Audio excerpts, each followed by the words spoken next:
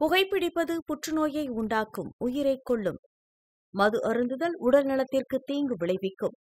பாதுகாப்பாக இருப்பீர். மது அருந்திவிட்டு வாகனம் ஓட்டாதீர்.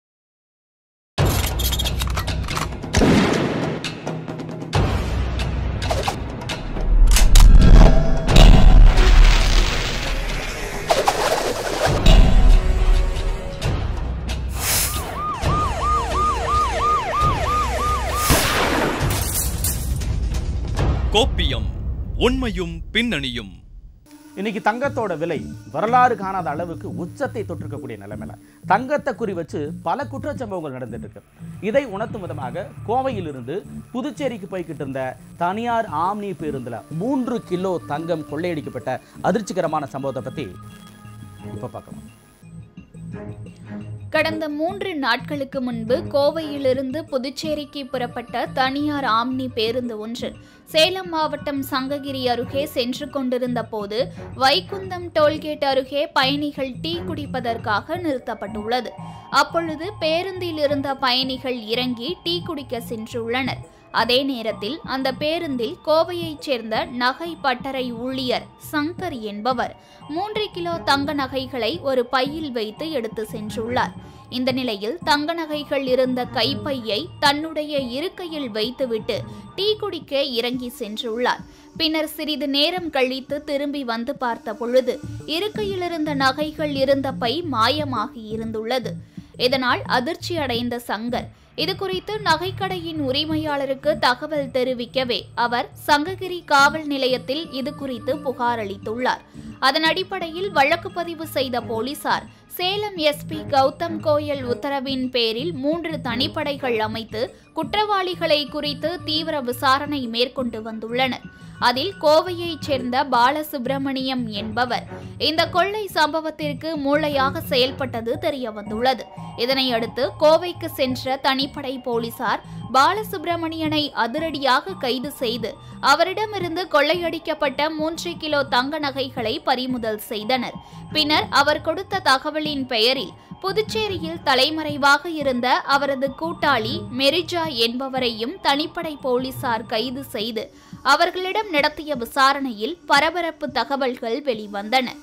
அதில் கோவை சித்தாபுதூர் பகுதியைச் சேர்ந்த பாலசுப்பிரமணியம் ஸ்ரீனிவாசனின் நகை பட்டறையில் வேலை செய்து வந்துள்ளார். அப்பொழுது நகைகளை கடைகளுக்கு சென்று கொடுத்து வரும் பொழுது கடலூரைச் சேர்ந்த மேரிஜாவுடன் பழக்கம் ஏற்பட்டுள்ளது. இதனிடையே பாலசுப்பிரமணியத்திற்கு பொருளாதார ரீதியாக நெருக்கடி ஏற்படவே கடந்த 4 மாதத்திற்கு முன்பு ஸ்ரீனிவாசனின் நகை பட்டறையில் வேலைக்கு செல்வதை நிறுத்திவிட்டு பட்டறையிலிருந்து வெளியூர்களுக்கு கொண்டு செல்லும் நகைகளை கொள்ளையடிக்க திட்டம் தீட்டியுள்ளனர். இந்த நிலையில் சங்கர் கோவையிலிருந்து நகைகளுடன் புதுச்சேரிக்கு செல்வதை அறிந்து மேரிஜாவை முதல் நாளே கோவைக்கு வரவழைத்து விஜிபாபு என்ற போலியான பெயரில் டிக்கெட் முன்பதிவு செய்துள்ளனர்.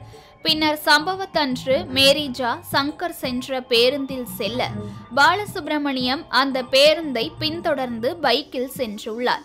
பின்னர் திட்டம் தீட்டியபடியே பேருந்து சங்ககிரி வைகுந்தம் டோல்கேட்டில் நின்றபோது சங்கர் இறங்கியவுடன் மேரிஜா சங்கர் இருக்கையில் வைத்திருந்த தங்க நகை பையை எடுத்துக்கொண்டு அதே மாதிரியான கருப்பு நிற பையை அங்கு வைத்துவிட்டு அங்கு தயாராக இருந்த பாலசுப்பிரமணியத்துடன் இருசக்கர வாகனத்தில் ஏறி தப்பிச் சென்றது தெரியவந்தது.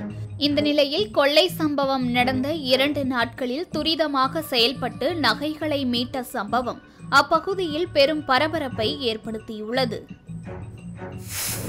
16/9/25 தேதிக்கு சங்கர் ஆள் வந்து கோயம்புத்தூர்ல இருந்து பாண்டிச்சேரி போயிட்டு இருக்கிறார் நைட் டைம்.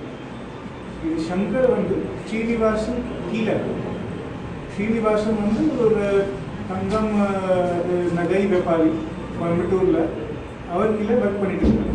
அவங்களுடைய ஆர்டர் எடுத்துட்டு அவர் வந்து பாண்டிச்சேரி போயிட்டு இருக்கிறார். அரவுண்ட் 12:30 நைட் டைமில் அது ஓம்னி பஸ் சங்ககிரி டோல் கிட்ட நிற்கிறது. அந்த டைமில் சங்கர் இல்லை ரிஃப்ரெஷ்மெண்ட் எடுக்கிறது வெளியே போயிருக்காரு. அதே டைமில் ஒரு அன்னோன் பர்சன் வந்து எல்லாம் அவருடைய பேக் எடுத்துட்டு அங்கே வந்து கிளம்பிட்டார். ஸோ நமக்கு அப்போது தகவல் கிடைச்சது. அண்ட் அரவுண்ட் 3 o'clock வந்து நம்மளுடைய ஆஃபீஸர்ஸ் எல்லாம் ஸ்பாட்லேயே போய் விசாரணைக்கு ஆரம்பிச்சுக்காங்க. அப்புறம் 2 டீம் ஃபார்ம் பண்ணியிருக்கோம். அண்ட் விதின் 48 hours 2 அக்யூஸ்ட், ஒரு வந்து Bala Subramaniam age 52 and second accused வந்து மெரிஜா ஏஜ் 28 செக்யூர் பண்ணிட்டு எல்லா properties nearly 3 kgs gold jewels recover பண்ணியிருக்கோம். கோப்பியம் உண்மையும் பின்னணியும்.